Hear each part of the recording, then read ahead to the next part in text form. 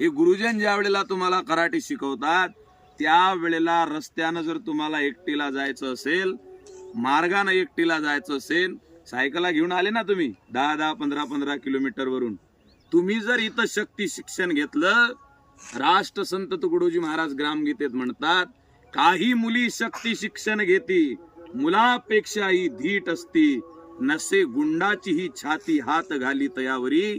तुम्ही जर शक्ती मिळवली तर तुमच्यावरती वाकडी नजर टाकण्याची सुद्धा कोणाची हिंमत होणार नाही.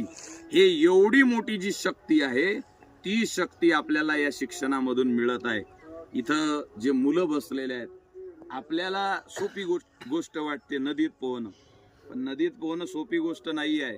हे जीवनाचं शिक्षण आहे. हे कशाचं शिक्षण आहे? जीवनाविषयीचं शिक्षण आहे. कागदावर आपल्याला लिहून दिलं यांना 95% पडले, ही वेगळी गोष्ट, आणि आपल्या जीवनामधून ते शिक्षण दिसणं ही वेगळी गोष्ट. नदीत पोहणं किती महत्वाचं आहे. तुम्ही लहान लहान मुलं आहे, तुमचे चेहरे पाहून मला तुम्हाला गोष्ट सांगावं वाटते.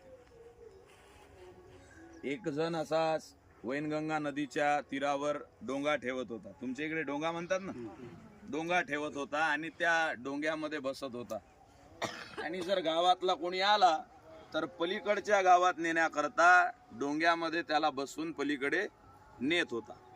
मग त्या काळामध्ये 2 रुपये 3 रुपये असे त्याला मिळायचे.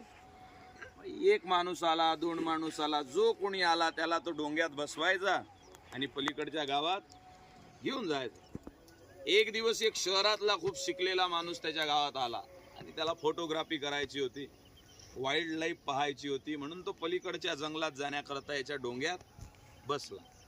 डोंग्यात बसल्यानंतर त्यांच्या चर्चा सुरू झाल्या. जो ज्ञानी माणूस असला तो चुपचाप बसत नाही, काही ना काही विचारतच राहते, इकडे काय तिकडे काय. तसा तो पुस्तकांचा गठ्ठा त्याच्याजवळ मोठा, सगळे पुस्तकं त्याच्यातनी शास्त्र वगैरे ते घेतले त्यानं आणि त्याच्या डोंग्यात बसला.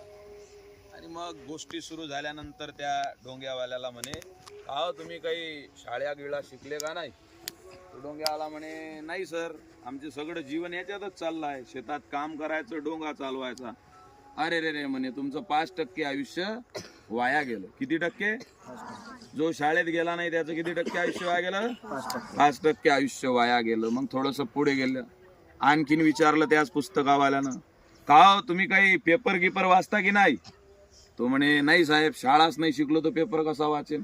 अरे बाप रे म्हणे, तुमचं तर 10% आयुष्य वाया गेलं, 15% आयुष्य वाया गेलं त्याचं. तो चुकचुक करायला लागला, दुःखी झाला.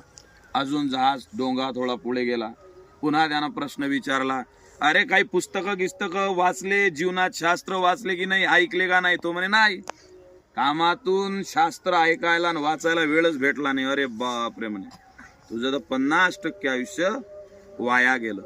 थोड्या वेळानं मोठी हवा सुटली, वावटळ सुटली आणि छोटासा डोंगा होता तो हेलकावणी खायला लागला. त्या जहाजवाल्याला समजलं की आता आपला डोंगा पाण्यामध्ये बुडणार आहे. पाण्यामध्ये डोंगा जर बुडाला तर साहेब आणि आपण दोघे जण मरणार आहो. दोघांपैकी वाचणार कोण?